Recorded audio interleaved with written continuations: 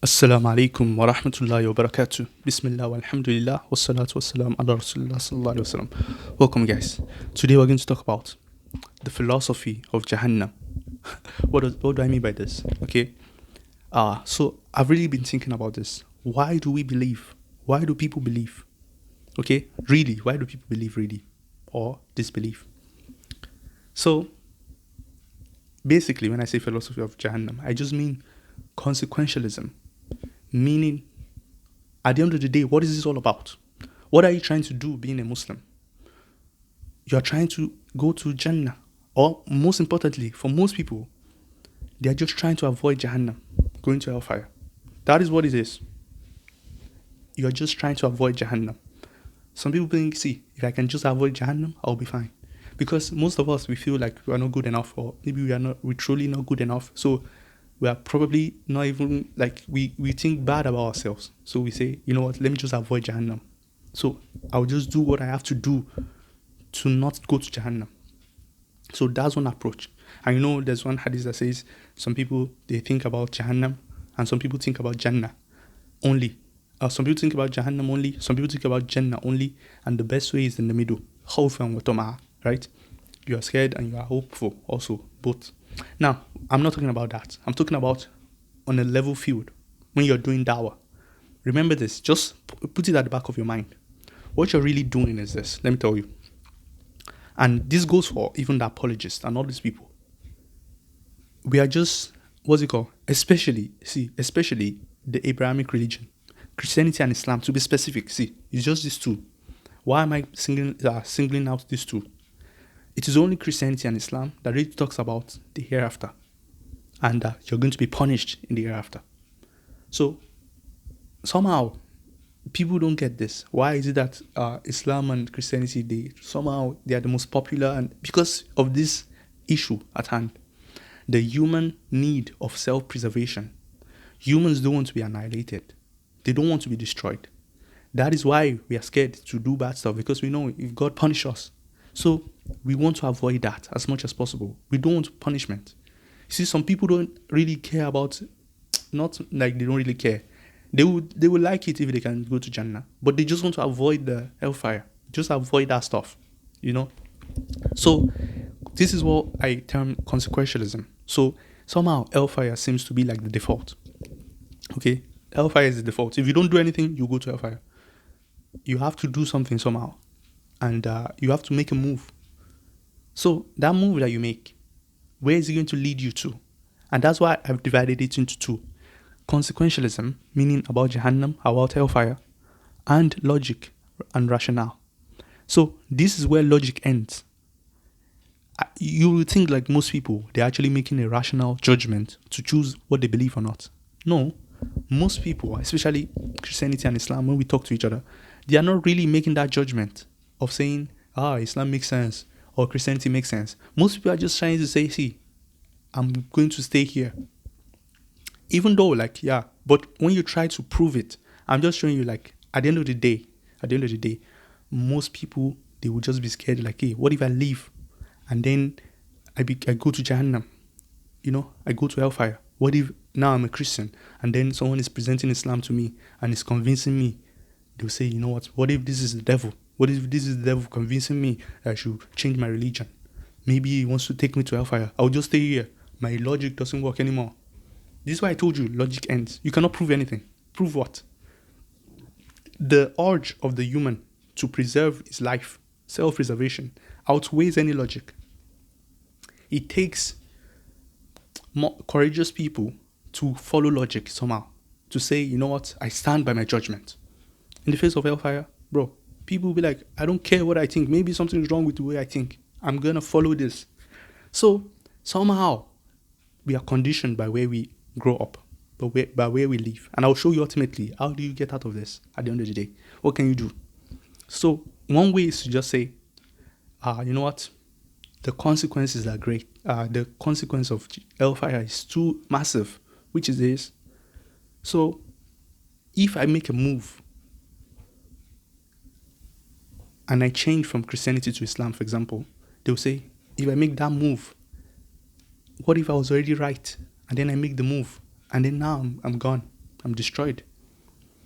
Let me just stay where I am. Okay, so I'm showing you why most people, they believe, because not because it makes sense, not because they are logically, you have proven to them logically. No, there are many problems we cannot understand, like we cannot defend in our religion. Many issues like this that we just defend them like, whatever, I just defend it. I don't know why it doesn't, I wouldn't do that, but I defend it anyway. So what I'm trying to show you is that, imagine, let me just give you one good example. Remember the story in the Old Testament. There are many stories in the Old Testament about killing babies and animals and stuff like that. Most Christians be like, really, that stuff, I don't know, but they would still defend it. Why? Because of hellfire. They'll be like, what if I just ignore that and just don't go to Jahanam? Which one is worse? I will ignore it. I will reserve that. It doesn't make sense. I don't care, right? Because ultimately, you can actually live your life without defending these things. And if you're going to be saved from Jahannam, then you'll be fine. So somehow, you just stay where you are. And that's what most people do. They'll just say, you know what, I'll just stay here. And now think about it. Logic doesn't work here. The only thing that works is self-preservation. So self-preservation is a stronger motive for people than just proving logic. Let me show you the proof of God. By the way, what proof do you have of God? What proof do you have? All we have is like a deductive arguments. That's all we have. If you don't know, like that's all you can do. You cannot bring God and show people. No, you can only show God maybe through the science, through the scripture, and they should be able to deduce, oh, if this book is so perfect, then it should have been from God. Oh, look at how nature is fine-tuned. It can only be from God. That's deduction. Giving X, then the conclusion. You are doing deduction. That's all you have access to, deduction. Okay? I think the Anbiya, the prophets, they might have like more proofs, because they can actually do miracles and stuff, maybe, and show people like visually, or people can see them and be like, I feel something. But all you have access to is deduction, to deduce from what you have around you to a God. So you remember the Kalam cosmological argument, the contingency argument, all those stuff. We are using deduction. We don't have something, you cannot see Allah or something like this. So now, to prove Allah, to me, is easy. To prove that God exists is easy. You can prove that. In fact, atheism, to me, doesn't solve any problem too. The problem is not just proving that Allah exists. The problem is proving that you are on the right path. That is the problem. Am I following the right path that will not lead me to Jahannam? Right? That's what people really care about. It's not, okay, God exists now, but if you go and follow Christianity while Islam is true, you will still go to Jahannam. That's what it is. If you go and follow Christianity while Islam is true, you go to Jahannam. Likewise, and it's not just between Islam and Christianity, by the way. Let me show you. Even intra-Islamic or intra-Christianity discussions too. So let's say someone is a Muslim, and you join Islam, and then you find yourself in like the Ahmadiyya, or you find yourself a Shia. According to the Sunnis, these people, maybe they are not really Muslims like that. Do you know, like, you can still go to Jahannam even after becoming Muslim. Or maybe you become a Sunni too. What is your Aqidah? Hey, you follow this Aqidah. So I'm just showing you, like, it's more complicated. How do you know you're on the right path? Are you just going to be scared of hellfire and say, you know what, I'm scared of hellfire, I'm not going to make any move? If you use that idea, you have a 50% chance of being wrong, because you could be right. You could say, I stay here, maybe it's correct, and then you will be correct. It's less plausible, but it's possible. But I think the only way out of this, or the best way to deal with this issue, is not to just remain dormant and not make a move, but rather you should make a move. Maybe by using logic and rationality, and maybe you can increase your chance of being right.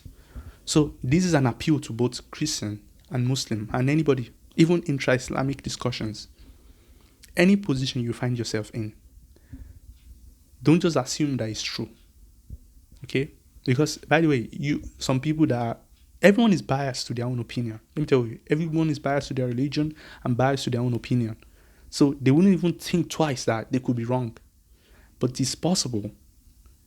Okay? The only way you can increase your chance of being right, your plausibility, is to use your intellect. I think that's the best way. Use your intellect. Try to find what makes sense. Go for those deductive arguments. Try and see what's it called? Am I really on the right path? Do I understand even the path that I'm on? And when you see the truth, follow it. That's a law now. Once you go on that path of using your intellect, if you see something that makes sense, you have to follow it. Okay? And that's the only way you can get out of it. So if you're a Muslim and you're thinking, what am I talking about? Imagine someone that is born a Christian and he has been told all his life that, see, this is the only path to God and everything. And you believe, like, even though he believes in God, he will still go to Jahanam because of some of his beliefs. That's what you believe. He will go to hellfire, right? Now, how do you expect him to become Christian? To become Muslim? How do you want to talk to him? He's just as scared as you of hellfire. Just as you're scared of hellfire, you don't want to become Christian, right? He's also scared to become a Muslim because of hellfire. And we know that stuff, like only God guides us, right? They also believe that. See, only God can guide the Muslims, not us. We can only tell them. Muslims also say the same thing. Oh, only God can guide the Christians. We can only talk to them. So I think at the end of the day, now there are some people in the middle. There are some people in the middle of this because they know, like, if these people are talking about Jahannam and you guys are also talking about Jahannam, skepticism comes in, where people are not sure, like, which one is really going to save me? Because I find it, see, you think they don't have arguments to prove whatever they believe. They also have their own arguments, their own set of arguments that satisfies them. Just as you have your own set of arguments that satisfies you. I'm talking pragmatically here. So some people are like, wait, if both of them is actually possible, then you have skepticism. Some people try to get out of the skepticism by saying, you know what, let's come into the middle. Maybe none of us is going to Jahannam. I've actually seen this. I've seen some people say, you know what, maybe we just need to believe in God and that's it. Believe in one God. If you're a Christian, maybe you shouldn't be a Trinitarian. Maybe you should go towards Unitarianism. Maybe you should try to, how will I say this? Try to not be too, oh God, it's a complicated issue. I just felt like, see, I'm honestly telling you guys these things because I've been thinking about this for months. Like the past few months. Anyway, so some people will say, you know what, maybe the Aqidah issue that, you know, in intra-Islamic issues that we are talking about Aqidah, we're talking about, hey, Ashari, Athari, and all these things. And some people really think that the other person is really wrong and God can punish them somehow. Some people are like, maybe we don't need all this stuff. Maybe we just need to believe in God. And they try to contextualize things and even give room. They interpret some verses of the Quran and give room for maybe some Christians and some Jews. And even like that believe in God, but somehow they're still in their religion, but they are truthful. They are just confused. They are scared to make a move. They are scared to take that leap because they think if they leave that, maybe they have left the truth somehow. So I just think, let me see what you guys think about this issue. But I believe in Islam, of course. I believe Islam, and of course that's why I do dawah, right? But I also understand that other people that don't believe, I cannot just dismiss them that they must be they are not honest or something like this. I've left that a long time ago, that people are not honest. I believe that people are honestly misguided sometimes. They are honest, they are scared, but the only way is to use our reason. That's why I call towards reason. Let's use reason together. Let's try to find something that makes sense objectively together. Maybe that's the way to go, and we'll stop attacking each other. You see what the dawah has become? When I say dawah, I mean even both apologetics and dawah. It's just about attacking people, like the Christians. Okay, maybe that's my bias, but I've seen it more from the Christian side. All they do is just attack us, attack our prophets, attack all this stuff. All these things you're doing, if Islam is true, which I believe it is, you'll be punished. So you better shut up, bro. Shut up. Stop insulting the Prophet. Maybe while you're insulting the Prophet, you are just increasing your chance of going to Jahannam, to me. If you think about it like probabilistically, you are insulting the Prophet that maybe he could be the Prophet from your own point of view. If he is the Prophet, now imagine your situation. So those are for the, maybe you should be nicer and try to talk calmly. Maybe that's the way to go. I don't think Muslims should be insulting the Christians or something like that. I don't think that's also correct. I think we should understand where the limit is. If we cannot agree on reason, we should just leave it at that. Because at the end of the day, all of us we just want to go to Jahannam. We don't want to go to Jahannam. We just want to go to Jannah at the end of the day. Right? So once you cannot convince someone on logical basis and stuff, and he doesn't want to use his reason, there's nothing much you can actually do. So may Allah guide us. I'll keep thinking about these issues and give you my view on this. But I believe most people are not convinced by reason, actually. They are scared of Jahannam. And that's why they will remain where they are. And even I've seen atheists make this argument. Some atheists say, both of you are saying, there's Jahannam. And I'm an atheist. How do I know which one to choose? How can you convince that guy? You have to tell him, see, use your reason. Try to find the one that is more plausible to you. But be objective. Don't be biased. Maybe that's the way to go. Some of the atheists will say, I refrain. I'm not going to choose anyone. That's not actually smart. I think you should. If you care about self-preservation anyway, you should choose one. No matter what, try to choose one of them. And use your reason. Don't use your bias. Maybe you take the right one. There's nothing we can do more than that. And at the end of the day, we believe God guides us all. But I feel like God leaves us to use the reason that He has given us. And may Allah help us. May God help us to be able to use that reason and to not be vile and thinking we are the only one that are right and everybody else is wrong. Once you have that mentality and you are not willing to accommodate, you're not willing to understand other people, then you just go off the rails. So may Allah accept it from us. Wassalamu alaikum wa rahmatullahi wa barakatuh.